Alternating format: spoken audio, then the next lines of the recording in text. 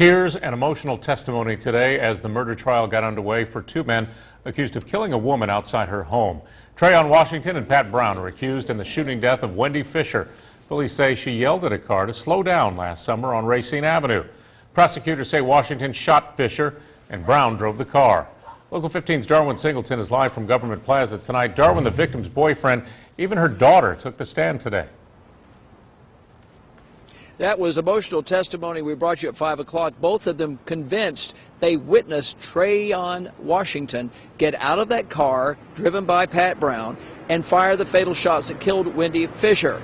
But there were other witnesses that day. In fact, there were two men who were actually in that car, two other men who took the stand for the prosecution today. Keonte Evans testified he was in the car, that Trayon Washington had a gun, stepped out, and did fire the fatal shots. But defense attorney Art Powell put doubt in his credibility, pointing out Evans's drug use that day and his inconsistencies in police interviews that had been done earlier. Next up, Anstice White, who also testified he was in the car and that he saw Trayon shoot, but admitted lying to police in an earlier interview.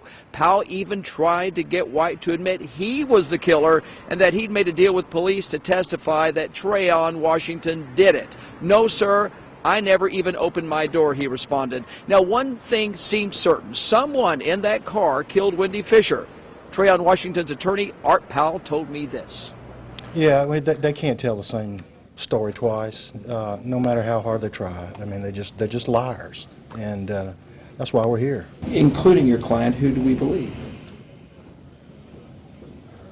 That's the problem.